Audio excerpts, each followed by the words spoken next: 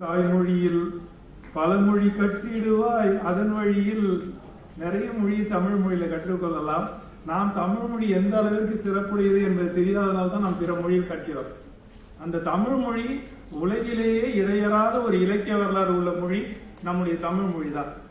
ஒரு இலக்கியத்தை எடுத்தாலும் கூட கம்பராமாயணமா 10,000 பாடல், மணிமேகலையா சிலப்பதிகாரமா 5,000 பாடல், திவ்ய பிரபந்தமா 4,000 பாடல்கள் இல்லையா, நாயன்மார் பாடல்கள் ஆயிரக்கணக்கான பாடல்கள், இப்படி எல்லாமே ஆயிரக்கணக்கான பாடல்களை உடைய தமிழ் மொழி மிகப்பெரிய சொத்துக்கு சொந்தக்காரர்கள் தான். அப்படிப்பட்ட பண்பாட்டினை உடைய நாம் என்னமோ நமக்கு பண்பாடே இல்லாத மாதிரி பிற மொழிகளை எல்லாம் ஏற்றுக்கொண்டிருக்கிறோம். அப்படி ஏற்றுக்கொள்ளக்கூடாது என்பதுதான். மொழி என்பது ஒரு கருவி அல்ல, அது கருவி. மொழி என்பது tool, language is a tool சொல்ற. அதல்ல, மொழி என்பது ஒரு பண்பாடு, இட்ஸ் எ கல்ச்சர். சரிங்களா?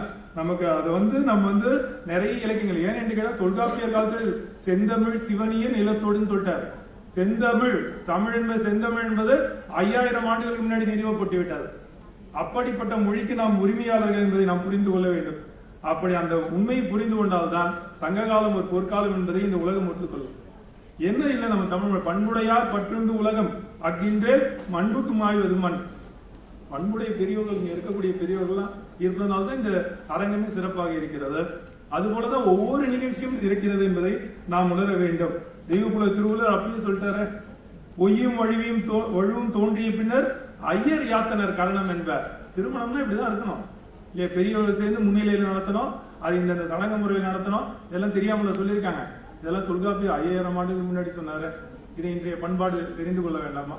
தெரியாதது அன்றாடம் குற்றங்கள் நடைபெற்றுக் கொண்டிருக்கின்றன. அதுக்கு சொல்றாங்க கலித்தொகையில, இதுதான் பெருமணம். பெருமணம் என்னும் திருமணத்தை பத்தி, தருமணல் தாழ பெய்து இல் பூவல் பூட்டி எருமை பிழையோடு எமர் ஈங்கு அயரும். கலித்தொகையில 114வது பாடல்ல சொல்றாங்க. அப்படின்னா ஒரு திருமணம் என்று சொன்னா புதுமணலை பரப்பி காவி அந்த செம்மண் நேரத்தில் அந்த பூசி அப்படிலாம் விழாக்குலமாக கொண்டாடுவார்கள் என்பதையெல்லாம் பதிவு செய்திருக்கிறார்கள். ஒரு திருமணம்னா எப்படி நடைபெறணும்? பொய் கூறாது வாழ்ந்தவன் தான் தலைவன். பொய் கூறுவான் மனிதனே அல்ல. யார் சொல்றா?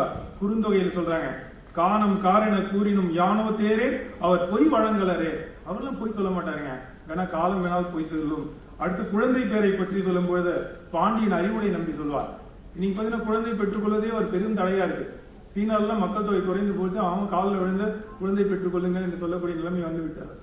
அதெல்லாம் இதெல்லாம் அந்த 2000 ஆண்டுக்கு முன்னாடியே சொல்லிட்டாங்க நம்ம தமிழர்கள். பாண்டியன் அறிவுரை நம்பி சொல்கிறார், படைப்பு பல படைத்து பலரோடு உண்ணும் உடைப்பெரும் செல்வராயினும் இடைப்பட குறுகுறு நடந்து சிறுகை நீட்டி இட்டும் தொட்டும் கவியும் துழந்தும் நெய்யுடைய அடிசில் மெய்ப்பட வைத்ததும் மயக்குறு மக்களை இல்லோருக்கு பயக்குறை இல்லை தாம் வாழ்நாளே. குழந்தை இல்லைன்னா அது வாழ்க்கையே இல்லப்பா என்று சொல்லி, குழந்தை பேரு தான் இருப்பதிலே சிறந்த மிக சிறந்த பேரு. எவையெல்லாம் நம்ம குழந்தை பெரியசா இருக்கும் போது எதெல்லாம் நம்ம கோவம் தரும், சாதத்தை சாப்பிடும்போது கீழே கொட்டினா, ஆனா குழந்தைகள் செய்தா அது இன்பம் தானே. குழந்தைகள் 4 கையை காலை தரையில வச்சு நடந்து வரும், அது எவ்வளவு இன்பம். அது பெருசானவனே யாராவது அப்படி நடந்து வந்தா ஹாஸ்பிட்டல் சேர்த்துருவாங்க, ஏதோ சரியில்லைன்னு சொல்லி இல்லைங்களா? அப்படின்னா அந்த குழந்தை பேர் என்பதை அமிழ்களும் ஆற்ற இனிதே தம் மக்கள் சிறுகை அலாவிய கூழ் நல்லா இருக்குமா, அந்த குழந்தை கையெல்லாம் கொடுங்கப்பா, அது இனிமையாகிவிடும் என்றெல்லாம் கூறி குழந்தை பேரின் பெருமையை சொன்னார்கள். உன்னோடு வந்த கரியோடு பெயரும் பலங்கெழு முசிறி என்று அகநானூற்றில் ஒரு வரி வரும். நம்ம காரத்துக்கு மிளகாய் பொடியெல்லாம் போடவே மாட்டோம் இல்லையா? அந்த மிளகு தான் பயன்படுத்துவோம். அப்போ உணவையே மருந்தாக கொண்டவர்கள் நம்முடைய தமிழர்கள். மருந்தே உணவு, உணவே மருந்து என்று வாழ்ந்த பண்பாடு நம்முடைய பண்பாடு. அடுத்து விருந்தோம்பல நாம் தான் தெரிந்தவர்கள். பெரும் குறுநராட்டு படையில ஒரு காட்சி, கேலி போல கேள் புலல் வேண்டி வேளாண் வாயில் வேட்ப கூறி கண்ணில் காணா நன்னு வழி ஈரி பருகன்னு அருகா நோக்கமோடு. ஒரு விருந்து என்று சொன்னால் எப்படி இருக்கணும்? கண்ணால் புன்னகையால் வரவேற்று அவர் உணவிட வேண்டுமே தவிர ஏதோ போனா போதுன்னு அனிச்சம் பூ பாடிவிடும் இல்லையா? அதை விட நோக்கப்புழை அனிச்சம் சொல்லுவாங்க, மோக்கப்புழை அனிச்சம். அது மாதிரி விருந்து அந்த காலத்துல அப்படிதானே இருந்தாங்க. உலகத்திலேயே பிறருக்காக வீடு கட்டிய ஒரே இனம் நம் தமிழினம் தானே. எல்லாரும் தனக்காக வீடு கட்டினாங்க. நம்முடைய தமிழர்கள் மட்டும்தான் பிறருக்காக வீடு வீட்டு வெளில திண்ணை வச்சிருந்தாங்களே, வருகின்ற போவர்களுக்கு எல்லாம் வந்து உண்டு செலுத்தணும். ஆனா நீங்க திண்ணை கிடையாது, எல்லாம் நாய் கட்டி வச்சிருக்காங்க. ஐயா பின்னாடி ஒரு அருமையான கதை சொன்னாங்க இல்லையா? வழி அனுப்பும் பண்பாடு. அப்புறம் யாராவது வீட்டுக்கு வந்தாலும் அவங்களை வழி அனுப்புற பண்பாடு நம்முடைய பண்பாடு தானே. ஒரு மண்ணுடைய பெருமையை சொல்லும்போது கரிகாலம் 7 அடி பின் நடந்து சென்றதாக புறநாற்றுப்படை காட்டுகிறது. பால் புரை புறவி 4 உடன் கூட்டி காலின் 7 அடிப்பின் சென்றேன் சொல்கிறது. அடுத்து யாதும் ஊரே யாவரும் கேளு, எல்லோருக்கும் தெரிந்த பாடல். ஒரே பாடல் தான் 192வது பாடல். புறநானூறுல ஒரே பாடல் தான் பண்ணார். ஆனா அன்னைக்கு பாடியது 2000 ஆண்டுகளுக்கு முன்னாடி நிறைவேறி இருக்கிறது. ஐக்கிய நாடுகள் சபை 1945 உருவாக்கப்பட்டது. அது சொன்னதுதான் எல்லோரும் உறவினர் என்று சொன்னதுதான். பெரியோரை வியத்திலும் இளமே, சிறியோரை அதன் இளமே. வாய்ப்பு யாருக்கு எடுத்தாலும் யார் வேணாலும் பெரியவர் ஆகலாம், வாய்ப்பு யாரு கிடையாது யார் வேணாலும் சிறியவர் ஆகலாம். அதுக்கே நீங்க பெரிய ஆள் பேசினார். தமிழ் ஒரு அழகான சொல். பெருமை சிறுமை, பெருமைக்கு இடையினரும் சிறுமைக்கு வல்லினரும். எப்பொழுதெல்லாம் நீங்கள் தாழ்த்தப்படுகிறீர்களோ அப்போதெல்லாம் உங்களுடைய வலிமையை வெளிப்படுத்துங்க. வல்லினரும் சிறுமை என்பது வல்லினம், பெருமை என்பது இடையினர். எப்போதெல்லாம் நீங்க பெருமையுடையவர்கள் நினைத்தால் அப்போதெல்லாம் நீங்க இயல்பாக நடக்க வேண்டும். அதுதான் உங்களுடைய பண்பு என்று கற்றுக் கொடுத்தவர்கள் தமிழர்கள். அது மட்டும் இல்ல, ஔவையார் அழகா சொல்ல, நாடாக ஒன்றோ காடாக ஒன்றோ அவளாக ஒன்றோ மிசையாக ஒன்றோ எவ்வழி நல்லவர் ஆடவர். ஆடவர் என்று சிறப்பா கடமை செய்திருக்கிறானோ அதை பொறுத்துதான் நாடு. அமெரிக்கா உயர்ந்த நாடு என்பது அல்ல, இருப்பதிலே சிறந்த நம் நாடுதான். ஏன்னா பண்பால் சிறந்த நம் நாடு தானே. அதனால்தான் வெளிநாட்டுக்காரர் தான் இங்க வரான்.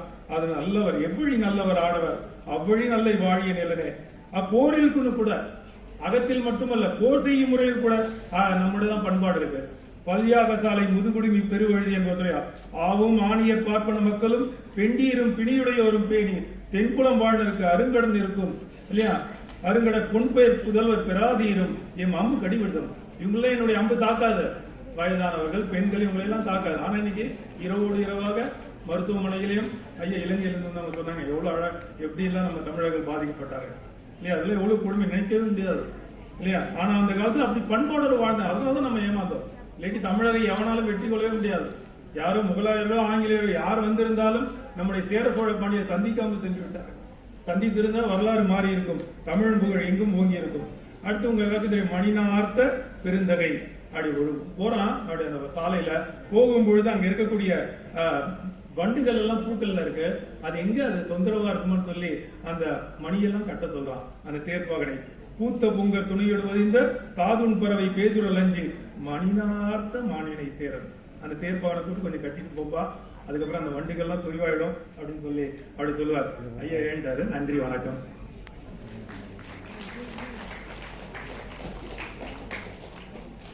அடுத்த